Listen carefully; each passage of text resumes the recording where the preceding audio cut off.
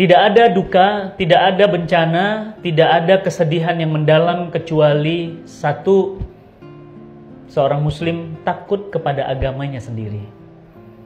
Seorang muslim alergi terhadap syariah. Seorang muslim takut terhadap khilafah. Seorang muslim bahkan sampai pada level benci kepada agamanya sendiri. Kepedihan yang mendalam ini tentu beralasan karena yang pertama, memang ada upaya menakut-nakuti umat agar takut kepada agamanya sendiri.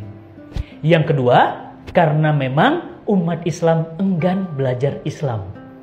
Semakin parahlah kondisi, semakin lengkaplah penderitaan karena memang ada upaya dari pihak eksternal untuk menakut-nakuti Islam, menakut-nakuti kaum muslimin untuk berislam. Yang kedua, ditambah lagi, umat Islam tidak mau belajar Islam. Umat Islam tidak mau mengkaji Islam. Sehingga hari ini kita lihat di mana-mana umat Islam yang menentang syariah. Umat Islam yang menolak khilafah. Umat Islam yang tidak mengenal panji-panji Islam. Umat Islam yang menolak hukum-hukum yang berasal dari Allah Subhanahu wa taala. Umat Islam tidak terima dengan hukum waris. Umat Islam menolak hukum poligami. Umat Islam sendiri yang kemudian menolak hukum yang terkait dengan persaksian wanita dan pria. Umat Islam sendiri yang tidak setuju terhadap larangan presiden wanita dan seterusnya. Siapa yang menolak syariah? Tentu umat Islam sendiri. Dua faktor yang saya sebutkan tadi terjadi di tengah-tengah kita. Barat, orang-orang kafir memang telah berupaya pagi dan siang juga malam untuk menakut-nakuti kaum muslimin agar kaum muslimin tidak mau mengambil Islam. Maka kalau mengambil Islam berarti terjadilah kemunduran. Kalau mengambil Islam ketertinggalan. Kalau mengambil Islam kembali ke zaman batu. Kalau mengambil Islam maka terjadilah kesengsaraan. Ini yang terus dikampanye, ini yang terus diopinikan oleh Barat agar kaum muslimin takut terhadap Islam. Yang kedua, umat Islam rendah kesadaran untuk belajar Islam secara mendalam. Andai saja umat Islam mau belajar Islam, mereka takut dengan syariah. Apa yang mereka takutkan dengan syariah? Bukankah syariah itu adalah aturan yang maha sempurna, dari yang maha sempurna Allah Subhanahu wa taala untuk mengatur diri kita. Bahkan Allah Subhanahu wa taala berfirman, "Al-yauma akmaltu lakum dinakum wa atmamtu 'alaikum ni'mati wa raditu lakum Islam Madinah." Hari ini telah aku turunkan Islam sebagai agama yang sempurna untuk kalian, sebagai syariah yang sempurna untuk kalian, dan aku cukupkan nikmat itu dan aku telah ridhoi Islam menjadi agama kalian. Maka apa yang salah? Mengapa kemudian umat Islam takut terhadap syariah?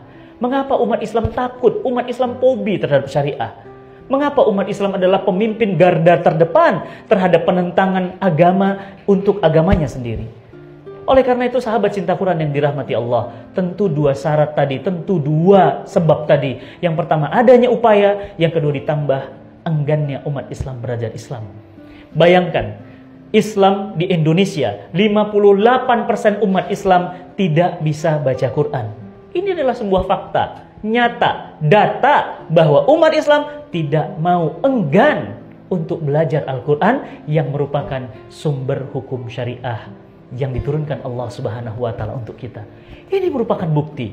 Oleh karena itu sahabat cinta Quran yang dirahmati Allah, tidak ada lagi yang bisa menghambat, menakut-nakuti umat Islam jika memang kita sendiri yang memiliki antibodi yang kuat, memiliki daya tahan tubuh yang kuat, yakni jika kita belajar Islam secara benar, maka opini apapun yang masuk kepada kita tentu akan otomatis tertolak karena kita sudah memahami agama yang sempurna ini.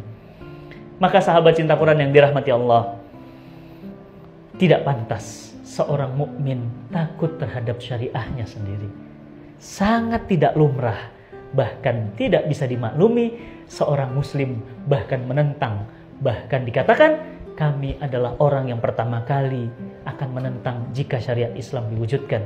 Tapi nama mereka Ahmad, nama mereka Muhammad, nama mereka Ulil, nama mereka Gunawan Muhammad, nama mereka Lutfi Saukani, nama mereka nama-nama muslim. Akan tetapi mereka adalah orang yang terdepan menghalangi diterapkannya hukum-hukum Allah untuk mengatur kehidupan manusia. Maka sahabat cinta Quran yang dirahmati Allah, tidak ada pilihan bagi kita. Yang pertama, untuk terus belajar Islam lebih dalam, lebih semangat, dan terus mengkajinya semakin dalam dan semakin bersemangat.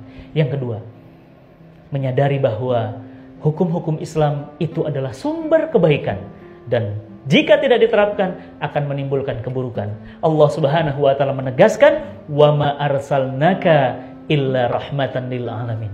Kami turunkan Islam ini kepadamu wahai manusia, kepadamu wahai Muhammad, untuk menjadi rahmat atas segala alam.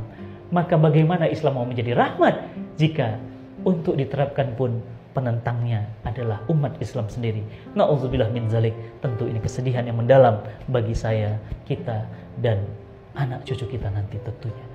Semoga Allah Subhanahu wa taala memberikan kekuatan, kesabaran agar kita terus mendalami dan mencintai Islam dan merindukan hidup dalam naungan Islam. Salam cinta Quran. Assalamualaikum warahmatullahi wabarakatuh.